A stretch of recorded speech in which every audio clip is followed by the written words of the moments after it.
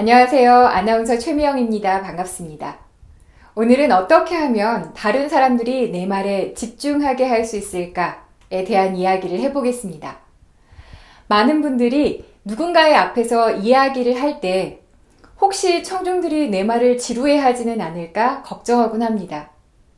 그리고 실제로 우리가 무대에서 청중들을 바라봤을 때 하나 둘씩 지루해하는 표정들 그리고 또 풀려가는 눈동자를 보게 되면 굉장히 마음이 아픕니다. 그렇기 때문에 무대에 서는 일을 하는 사람이라면 또 누군가의 앞에서 이야기를 해야 하는 상황이라면 어떻게 해야 이 사람들이 내 말을 지루해하지 않고 끝까지 집중할 수 있을까에 굉장한 고민을 갖게 되실 겁니다. 그래서 저는 오늘 여러분에게 해결책을 드려볼 텐데요. 그 해결책은 바로 생동감 있는 스피치입니다. 우리가 스타 강사들의 스피치를 보게 되면 나도 모르게 쏙 빨려 들어가는 그런 지점이 있는데요. 물론 여러 가지 이유들이 있겠지만 저는 그 요인 중에 하나로 생동감 있는 말투를 꼽습니다. 평이하게 흘러가는 일상적인 대화가 아니라 정말 강할 때는 강하고 약할 때는 약하고 또 높을 땐 높고 낮을 땐 낮고 또 빠를 때는 정말 빠르고 천천히 갈 때는 아주 천천히 이렇게 다양한 기법들을 사용하면서 우리가 지루할 새가 없이 우리의 주의를 집중시키게 됩니다. 그래서 그 요소들은 무엇인지를 본격적으로 살펴볼 텐데요. 단 두 가지입니다.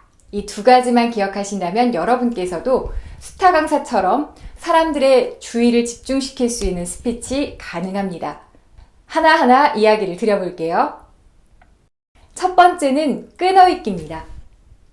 이 끊어읽기를 하는 이유는요. 우리가 말의 의미를 조금 더 정확하게 전달하기 위해서입니다. 또 하나는 끊어읽는 중간중간에 우리가 호흡을 하면서 원활하게 말을 하기 위해서입니다.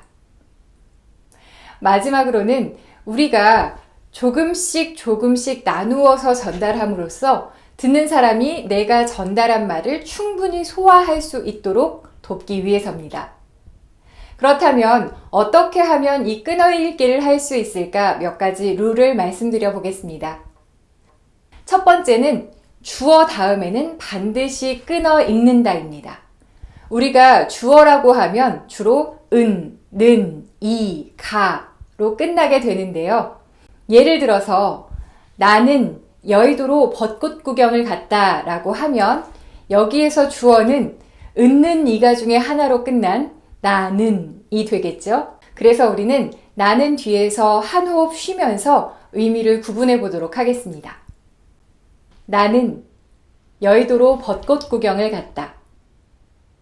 네, 이렇게 하면 조금 더 의미가 명확하게 들리는 효과가 있습니다. 또 하나는 우리가 부사 뒤에서 끊어 읽는 건데요.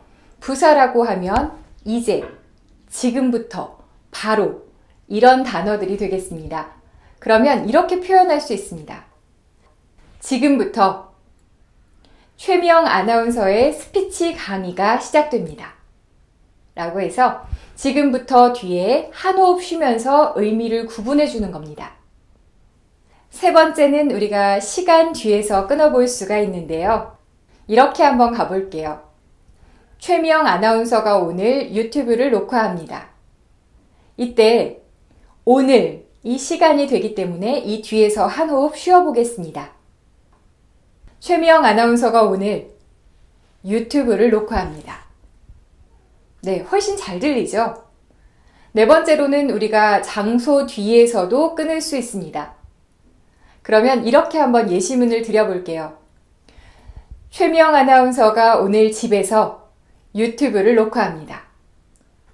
제가 집에서에서 한 호흡 쉰 거 느끼셨나요? 최미영 아나운서가 오늘 집에서 유튜브를 녹화합니다. 라고 쭉 이어서 이야기하는 것보다 최미영 아나운서가 오늘 집에서 유튜브를 녹화합니다. 라고 하는 것이 훨씬 잘 들리죠.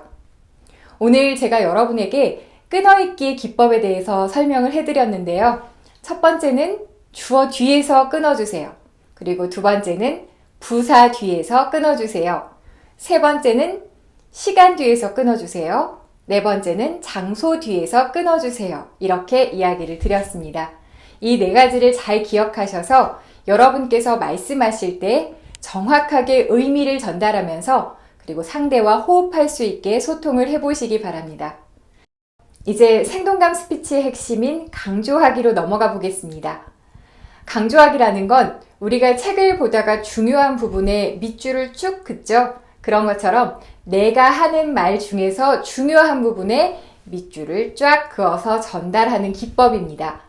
그렇기 때문에 가장 중요한 부분을 조금 더 큰 목소리로 천천히 그리고 약간 톤을 높여서 읽어주는 기법을 의미합니다. 그렇게 하면 평범하게 흘러가는 말 속에서 특정 부분이 힘있게 느껴지면서 그 부분이 상대에게도 명료하게 각인이 되게 됩니다. 그러면 우리가 이런 예문을 가지고 한번 훈련을 해보도록 하겠습니다. 진짜 중요한 사람은 경기장에 서 있는 투사입니다. 라는 문장을 가지고 훈련을 해볼 텐데요. 이 문장에서 여러분께서 가장 중요하다고 생각하는 단어는 어떤 게 있을까요?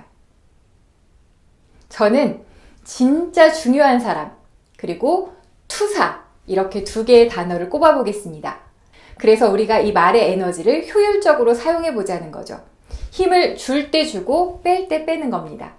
그러면 이렇게 표현하실 수 있을 거예요. 진짜 중요한 사람은 경기장에 서 있는 투사입니다. 제가 처음에 읽은 거하고 지금 읽은 거하고 어떤 게 여러분의 귀에 더 잘 들리시나요? 분명히 제가 강조점을 명확하게 전달한 두 번째가 잘 들렸을 거라고 믿어봅니다. 그래서 지금 여러분들께서도 저하고 같이 한번 해보실게요. 진짜 중요한 사람은 경기장에 서 있는 투사입니다. 네, 그래서 진짜 중요한 사람과 투사, 이 두 단어를 힘있게 그리고 천천히 조금은 톤이 높게 읽어주시는 건데요. 이때 주의하실 건 다른 부분과는 차별화되게 아주 이 대비가 도드라지게 읽어주셔야만 리듬감과 그리고 템포가 살아납니다. 그렇게 했을 때 여러분의 말이 생동감을 갖게 되고 그리고 그 말이 사람들의 집중을 이끌어낼 수가 있습니다. 오늘 이렇게 해서 여러분에게 끊어읽기와 강조하기 두 가지에 대해서 이야기를 드려봤는데요. 처음에 훈련을 하시다 보면 뭔가 좀 어색합니다.